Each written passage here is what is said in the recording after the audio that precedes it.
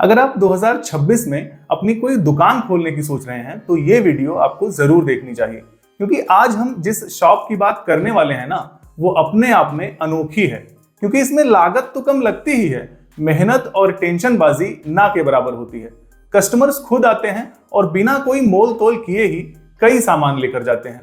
किसी prime location की भी जरूरत नहीं है और कम जगह में 100-150 स्क्वायर फीट में भी आपकी दुकान बढ़िया चल सकती है।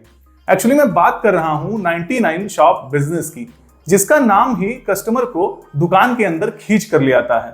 अच्छा, कुछ लोग सोचते हैं ना कि 99 शॉप सिर्फ शहरों के लिए है, लेकिन ऐसा बिल्कुल नहीं है, क्योंकि इसमें छोटी रेंज के प्रोडक्ट्स होते हैं। इसलिए गांवों और छोटे शहर कस्बों में इनका फ्यूचर और भी स्ट्रांग है। गांव और छोटे कस्बों में जनरली ऐसी शॉप्स अब तक हैं ही नहीं। ऐसे में कंपटीशन भी ना के बराबर है। शहरों में भी अन्य दुकानों की तुलना में अभी ऐसी कम ही दुकानें हैं। वहां तो 99 शॉप गली मोहल्लों में भी चल सकती है, क्योंकि पॉपुलेशन ज्यादा होती है। ये शॉप सच में कई मायनों में बहुत खास होती है। ये वीडियो थोड़ी बड़ी जरूर हो सकती है, लेकिन आज इस वीडियो में मैं आपको इसकी कंप्लीट स्ट्रैटेजी बताने वाला हूं। मैं बताऊंगा कि ये शॉप अभी और आने वाले समय के हिसाब से क्यों बेहतर है। सिर्फ यही नहीं, इसमें क्या क्या चैलेंजेस आ सकते हैं, कौन सी मिस्टेक्स आपको इस बिजनेस में नहीं करनी चाहिए, आप माल कहां से ले सकते हैं, कौन सी कैटेगरीज सबसे ज्यादा चलती हैं, और वे सारे हिडन पॉइंट्स जिनका आपको आइडिया तो नहीं होता, लेकिन बिजनेस इन्हीं से चलता है। सबसे पहले समझते हैं कि ये 99 शॉप आखिर है क्या और ये इतना पॉपुलर क्यों है।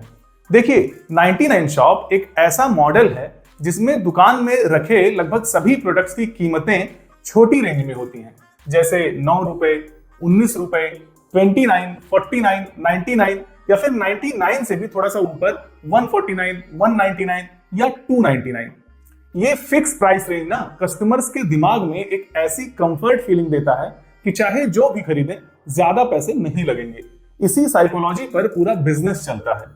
इसी वजह से 99 शॉप में लोग वे चीजें भी खरीद लेते हैं जिनकी वास्तव में उन्हें जरूरत भी नहीं होती, या वे चीजें भी खरीदते हैं जिनकी उन्हें जरूरत तो है मगर उनके बारे में वे सोच कर नहीं आए थे, जो वहां पर अचानक दिखने के बाद उन्हें यूजफुल लगने लगती हैं। कम रेंज के प्रोडक्ट्स होते हैं, मतलब कीमतें कम होती हैं, इसलिए लोग एक नहीं मल्टीपल प्रोडक्ट्स खरीदते हैं। अच्छा, 99 शॉप अदर शॉप से बेटर क्यों है? कई मायनों में बेटर है। सबसे पहली चीज, ये एक लो एफर्ट शॉप होती है, मतलब लगभग ना के बराबर मेहनत और टेंशनबाजी। जैसे कोई मोल भाव या नेगोशिएशन तो होता नहीं, जिससे आपका टाइम और एनर्जी दोनों बचती है। कस्टमर भी टेंशन फ्री और सेटिस्फाई रहता है। दूसरी दुकानों पर लोग डाउट में रहते हैं कि कहीं ज्यादा पैसे तो नहीं लग रहे, शायद मोल भाव करके अभी और छुड़वाया जा सकता था। 99 शॉप में सब कुछ क्लियर कट रहता है। कम और फिक्स प्राइसेस होती हैं, ट्रस्ट हाई होता है, जिससे सेल भी ज्यादा होती है। इस शॉप में प्रोडक्ट्स की सेलिंग में आपका या स्टाफ का इन्वॉल्वमेंट भी ना के बराबर ही होता है, क्योंकि इसमें सेल्फ ब्राउजिंग मॉडल पर काम होता है। प्रोडक्ट्स लगे होते हैं, कस्टमर्स खुद उठाकर ले जाते हैं। ज्यादा कुछ समझाने की भी जरूरत नहीं होती। फिक्स प्राइसिंग की वजह से बिलिंग भी बहुत सिंपल होती है, इसीलिए ज्यादा स्टाफ की भी जरूरत नहीं होती, जिससे उनकी सैलरी का भी खर्चा बचता है। अगर आपका एक छोटा सेटअप है तो आप खुद ही काफी हैं। अगर सेटअप थोड़ा मीडियम है तो एक हेल्पर रख सकते हैं। अगर फैमिली रनिंग शॉप है तो फिर स्टाफ की जरूरत ही नहीं होती, क्योंकि इसमें मैनेजमेंट बहुत आसान है। प्रोडक्ट कैटेगरीज सिंपल और फिक्स होती हैं, जिससे रीऑर्डर करना आसान होता है। शॉप बंद होने के बाद हैवी क्लीनिंग भी नहीं करनी पड़ती, क्योंकि शॉप गंदी करने जैसा कोई सामान होता ही नहीं। स्टॉक छोटे पैकेट्स में होते हैं, जिससे हैवी सामान भी उठाना नहीं पड़ता। ये एक ऐसी शॉप है जिसमें ऐड की भी जरूरत नहीं होती, बस शॉप का फ्रंट बैनर ही काफी होता है। 99 नेम ही कस्टमर्स को अट्रैक्ट करता है। लोग क्यूरियोसिटी में आकर देखते हैं कि आखिर कौन कौन से प्रोडक्ट्स हैं, और देखते देखते ही 2-3 सामान उठा लेते हैं। हालांकि ओपनिंग के टाइम पर कुछ स्पेशल ऑफर्स देकर आप बहुत जल्द ही अपने शॉप की पब्लिसिटी करवा सकते हैं। आगे की वीडियो में हम जानेंगे कि इस शॉप के लिए माल कहां से ले सकते हैं, कौन कौन सी प्रोडक्ट कैटेगरीज रखनी चाहिए, कम किराए में कौन सी लोकेशन बेहतर हो सकती है, इसमें आपको कौन से चैलेंजेस फेस करने पड़ सकते हैं, कौन सी गलतियां हैं जो अक्सर लोग इस शॉप में कर बैठते हैं और आपको नहीं करनी है। ऐसे ही बहुत कुछ।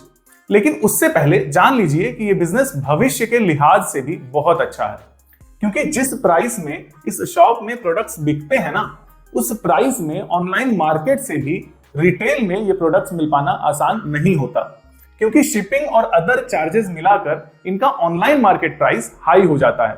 इस शॉप में लोगों को सस्ते और वैल्यू फॉर मनी प्रोडक्ट्स मिलते हैं।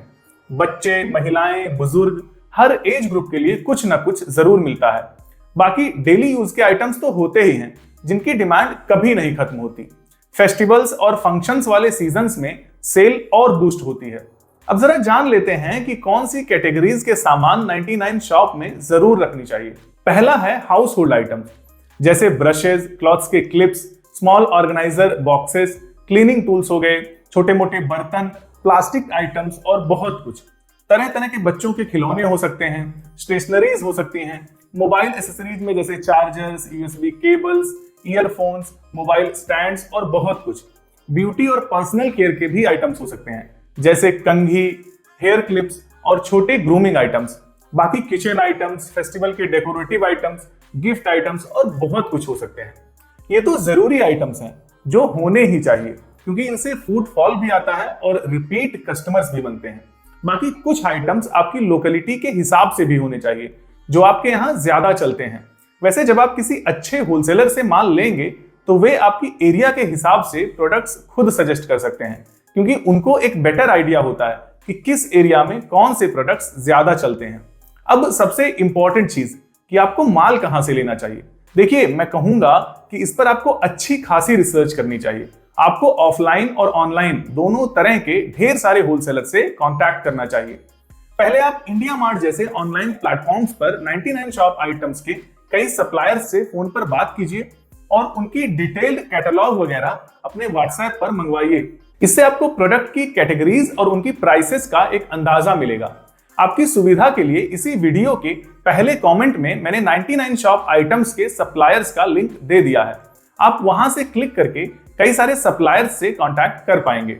हो सकता है आपको वहां पर लिमिटेड प्रोडक्ट्स की ही फोटोज दिखें, मगर जनरली ये सप्लायर्स लगभग सभी 99 शॉप आइटम्स की सप्लाई करते हैं, क्योंकि वहां पर सभी प्रोडक्ट्स की अलग अलग लिस्टिंग्स करवाना मुश्किल काम है। लेकिन आप उनसे बोलेंगे तो वे आपको व्हाट्सएप पर अपने सभी प्रोडक्ट्स का कैटलॉग भेज देंगे, जिससे आप प्राइसेस वगैरह कंपेयर कर पाएंगे।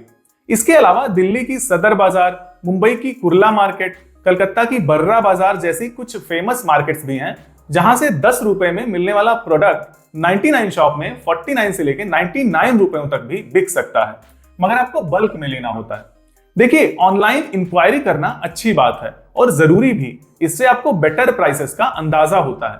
लेकिन अगर आप उनसे माल लेने का मन भी बनाते हैं तो बिना विजिट किए, बिना सब कुछ अच्छे से देखे समझे घर बैठे ऑर्डर देने की कोशिश बिल्कुल नहीं करनी चाहिए, क्योंकि शुरुआत में सतर्कता और ज्यादा जरूरी है।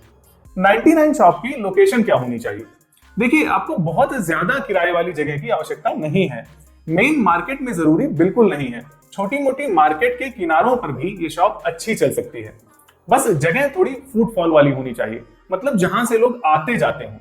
अब जरा जान लेते हैं कि आपको कौन सी गलती नहीं करनी है, जो अक्सर लोग इस शॉप में कर देते हैं। वो है बिना सोचे समझे ही हर कैटेगरी के सस्ते प्रोडक्ट्स उठा लाना।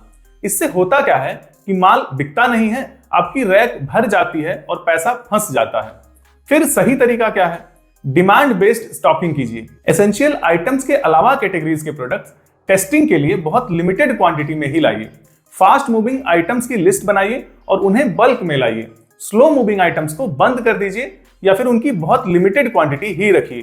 तो अगर आप भी 2026 में कम लागत में लो एफर्ट वाली कोई शॉप खोलना चाहते हैं तो 99 शॉप एक बढ़िया स्टार्ट हो सकता है, बशर्ते कि प्रोडक्ट सिलेक्शन स्ट्रांग हो, माल सही जगह से सही रेट्स मिले और शुरुआत में आप खुद दुकान संभालें, ताकि कस्टमर साइकोलॉजी समझ सकें। बाकी मिलते हैं अगले वीडियो में। धन्यवाद।